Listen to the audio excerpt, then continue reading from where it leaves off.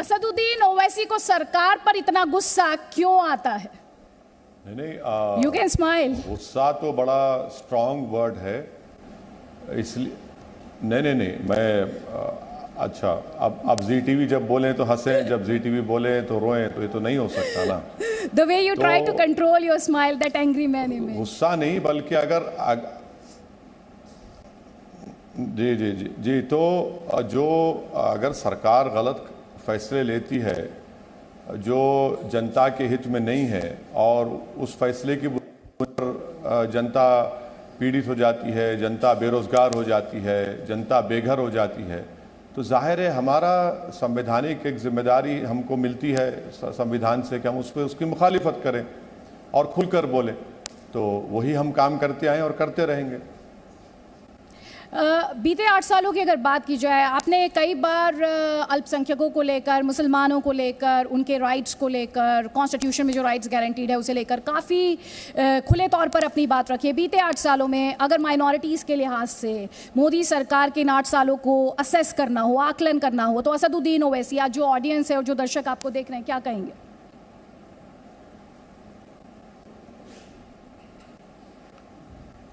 देखिए, पिछले 8 साल में जो मोदी सरकार को देश की जनता ने सत्ता दिया है 2014 और 19 में, आप स्पेसिफिक क्वेश्चन कर रहे हैं माइनॉरिटीज़ को लेकर, तो सबसे पहली बात तो यह है कि ना लोकसभा में ना राज्यसभा में आज बीजेपी के पास कोई मुस्लिम सांसद है।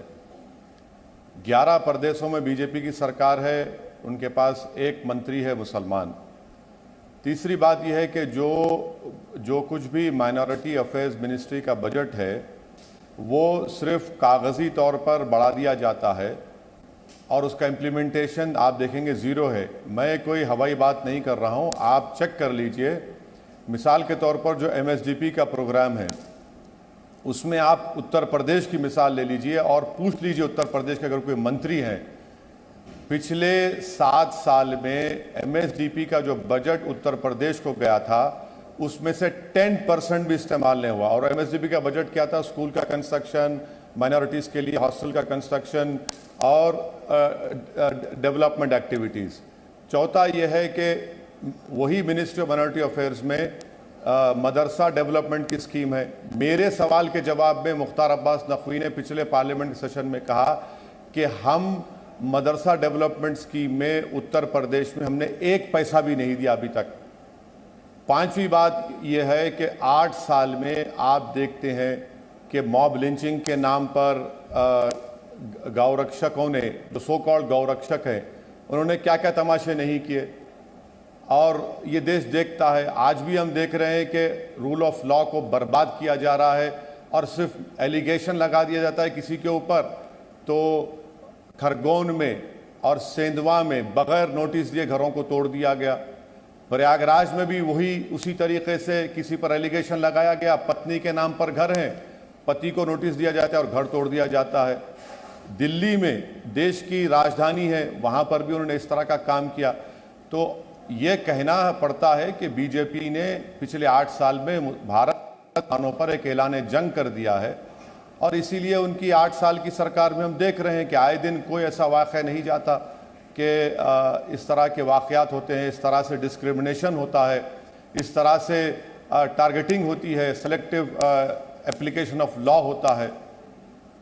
तो बीजेपी इस तरह के एलिगेशंस पर बार बार ये कहती आई है कि आप सेलेक्टिव इंसिडेंट्स उठाते हैं। जब आप मॉब लिंचिंग की बात करते हैं तो आप सिर्फ वही इंसिडेंट्स उठाते हैं, उन्हीं केसेस को उठाते हैं जो आपकी राजनीति को सूट करते हैं। आप जब बहुसंख्यक समाज के लोग उस मॉब लिंचिंग में वो विक्टिम होते हैं तो बात नहीं की जाती है। उस पर आप क्या कहेंगे फिर? तो ZTV को मुझे एक्सपोज करना चाहिए। अगर मेजॉरिटी कम्युनिटी को, हिंदू भाइयों बहनों को अगर मारा गया हिंदू कहकर और असदुद्दीन ओवैसी ने रिएक्ट नहीं किया तो आप बता दीजिए। देखिए, माइनॉरिटीज इसीलिए आर्टिकल 29 और 30 हमारे संविधान में है और ये बात बीजेपी बड़ी अफसोसनाक तरीके से पेश करती है और उसका खंडन करना चाहिए कि मेजॉरिटी को खतरा है माइनॉरिटी से। ये तो कभी नहीं हुआ। ये तो ऐसा हो गया कि हिटलर के जमाने में हिटलर यही करता था कि जर्मनी में जूस से खतरा है और उसका नतीजा क्या निकला? वही प्रोपेगेंडा इतना किया गया कि 6 मिलियन से ज्यादा जूस को गैस चैम्बर में डालकर मार दिया गया। तो क्या उसी राह पर आप लेकर जाएंगे इस देश को? हम नहीं चाहते कि ऐसा हो, मगर बार बार ये बताना कि मुसलमानों से देश के हमारे हिंदू भाई बहनों को खतरा है और इस तरह से आप नफरत बढ़ा रहे हैं और उसको एक बिल्कुल इंस्टीट्यूशनलाइज कर दिया गया है, मुसलमानों से नफरत को, डिस्क्रिमिनेशन को। मैं आपको एक मिसाल देता हूं, मध्य प्रदेश में एक हिंदू बच्ची ने एक मुसलमान लड़के से, दोनों अडल्ट हैं, अपने पसंद से शादी की।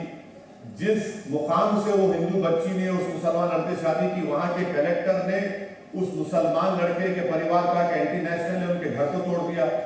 जबलपुर हाईकोर्ट उस लड़के को जाना पड़ा और कहना पड़ा कि मुझे प्रोटेक्शन दीजिए, मैंने अपनी मर्जी से शादी की। तो ऐसे कई मिसालें आपके सामने हैं। आप देख लीजिए, रांची में बीजेपी की सरकार नहीं है मगर वहां पर झारखंड मुक्ति मोर्चा कांग्रेस सरकार है। 2 मुस्लिम लड़कों को, मुदस्सिर को और साहिल को मार दिया गया, आज तक एफआईआर रजिस्टर नहीं होता। और हम देखते हैं कि वो मुदस्सिर आज 10th के एग्जाम में फर्स्ट क्लास में पास करता है।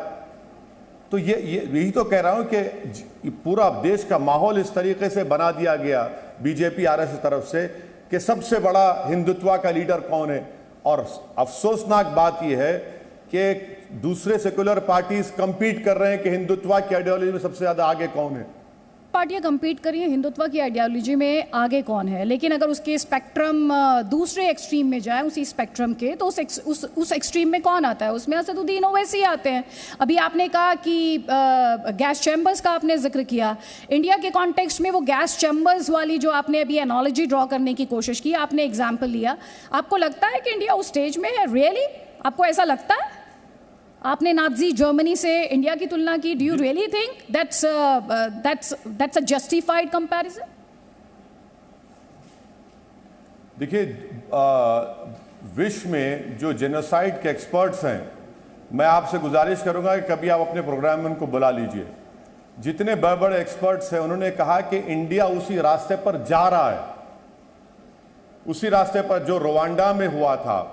जिस तरह रुवांडा में टीवी चैनल्स जो गवर्नमेंट को सपोर्ट करते थे, उन्होंने एक पर्टिकुलर ट्राइब के खिलाफ इतना बोला, इतना हेट क्रिएट किया वहां की सरकार ने, वहां के टीवी चैनल्स ने रुवांडा में, कि उसका नतीजा क्या निकला कि वहां पर जेनोसाइड हुआ। तो जितने आप जेनोसाइड एक्सपर्ट्स हैं उनको बुला लीजिए। हम भी नहीं चाहते कि भारत रुवांडा या जर्मनी, हिटलर के जर्मनी के रास्ते पर जाए, और नहीं जाएगा, हमको उम्मीद भी है। मगर जो सिस्टमिक हेट को इंस्टीट्यूशनलाइज कर दिया गया है अल्पसंख्यक समाज के बारे में, खुदा ना खास्ता, लाखों बार खुदा ना खास्ता कहीं हमको दिन ना देखना पड़े, मगर इन हेट को तो इंस्टीट्यूशनलाइज कर दिया गया है। अगर आप सरकार के नीतियों के खिलाफ बोलेंगे, ये एंटी नेशनल है, ये मुसलमान ऐसा ही बोलते हैं। हम आपको फैक्ट्स एंड फिगर्स दे रहा हूं, मैं आपको एक्सपर्ट्स की बात कर रहा हूं। और इसीलिए हम कह रहे हैं कि यूनाइटेड स्टेट्स ऑफ अमेरिका की फ्रीडम रिलीजन रिपोर्ट ये कहता है कि भारत को कंट्री ऑफ कंसर्न में शामिल किया जाए। हम उस पर रिएक्ट जरूर करते हैं, मगर देश में क्या हो रहा है, इसीलिए हम ये देख रहे हैं कि नुपुर शर्मा का इशू आया तो 10 दिन तक देश के प्रधानमंत्री रिएक्ट नहीं किए, जो इस्लामोफोबिया की एक बेहतरीन मिसाल थी। नुपुर शर्मा ने कहा, अरब ममालिक उस पर कंडेम करते हैं, तो जब देश के प्रधानमंत्री, उनकी सरकार रिएक्ट करती है। हम जब कह रहे थे देश के प्रधानमंत्री रिएक्ट नहीं करते।